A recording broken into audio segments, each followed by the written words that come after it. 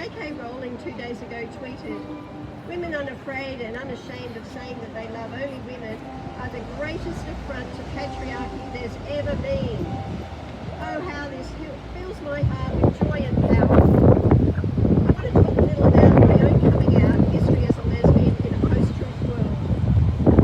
From birth, like all children, I tried to find my way in a patriarchal world. The only option available to me was the heterosexual model, that of becoming a good wife and mother. I had no powerful women role models, certainly no lesbians, not even a spinster aunt to look to. In my family, I was a peacemaker. I conformed to gender expectations. My straight sister, who was close in age to me, was the angry butch tomboy. When she got pregnant at 18, my first words to her were, "I didn't even think you liked boys." I married my first boyfriend, who I met when I was 16. He said he loved me. He had a job. He liked dogs. And I needed to leave an alcoholic home. When I was in my mid-30s, I'd had enough. I was a mum of 4 young children. I had no money, education or means. Our 18-year-old relationship was finished, and to mine and everyone's shock, and after an epic battle, he left. He vowed to destroy me, and he nearly did, through the children.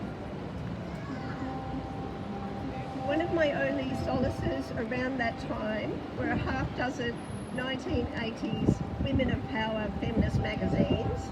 This is one of them. That my next-door neighbour had given me only a month or two before he left, together with a couple of joints. I was pretty stressed out. Those magazines were full of lesbians and straight women and BIPOC stories. It was empowering, but strangely it was the lesbian authors I was mostly interested in. I was astonished. These women were beautiful and smart and powerful. It was only later, after he was out of the way, that the realisation hit me. I was either a lesbian or an alien. I went wobbly. I felt my world turn upside down. Like a jigsaw puzzle thrown into the air. 35 years of being normal, and now I was a lesbian, come on. I had to write the L word down over and over. I knew no lesbians. I shaved my head. I stopped shaving my legs. I even furtively followed a dyke around the local women's fest trying to find my way in. I implored an elder lesbian to tell me where lesbian land was so I could move there with my kids. I spent time in Lismore, also known as Lesmore, named for having the largest lesbian community in Australia. Now that wonderful lesbian community is gone, for me anyway, as it has now sadly been entrenched in queer ideology. I started to feel proud of my lesbian sisters and myself. I felt I had found my community. I found my life partner, Farah, and have been growing with her for the past 25 years. My kids now love and accept me, and I am happy. But it took months, even years, to come to grips with the marriage and the realisation I was homosexual and all the cruelty I got from my ex-husband and society. James, at Human Gay Male, tweeted last week, "LGB walked blindly into an arranged marriage with T. Looking back, it was a forced marriage, and now it's an abusive relationship.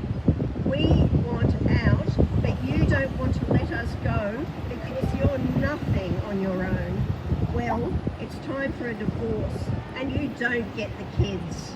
Well, I know exactly what James is talking about, and I have first-hand knowledge, and James is spot on.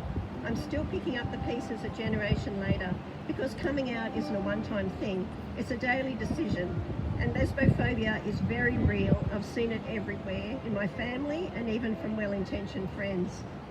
And now we're in the post-truth world, 2022, and here is this fresh hell, this institutionalised travesty, the trans machine. They're selling this hateful rubbish to young lesbians and gay boys and their sheep-like parents, and I am livid.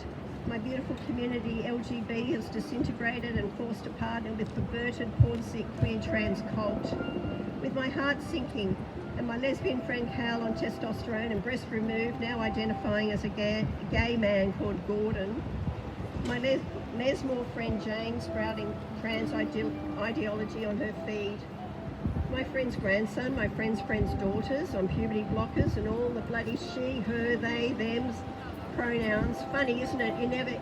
You hardly ever see the he, him. An hour of FB is enough to turn my hair grey. Instant with the pronoun crap and the ABC who I had previously trusted and respected. I looked around for the cavalry, those strong and beautiful and powerful lesbians, like the ones I'd read about in my darkest moments, the ones I wanted to be one day, and I watched them all fall for it one by one. The powerful lesbian public figures silent or kowtowing to the cult. Penny Wong, Hannah Gadsby, Magda Zabiskie, Sally McManus, Karen Phelps, Ellen Page, Megan Rapinoe, on, and all my lesbian friends silent. And meanwhile,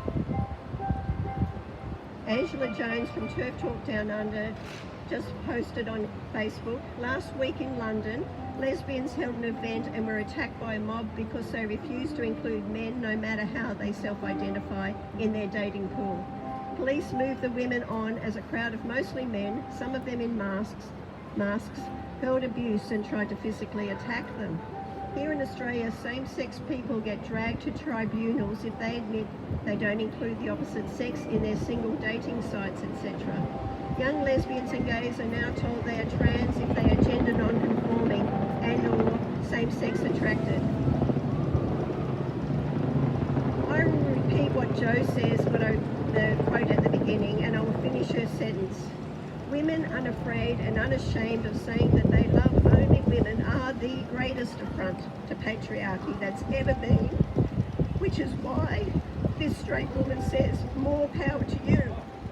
My lesbian sisters and I need all the power we can get. Thank you.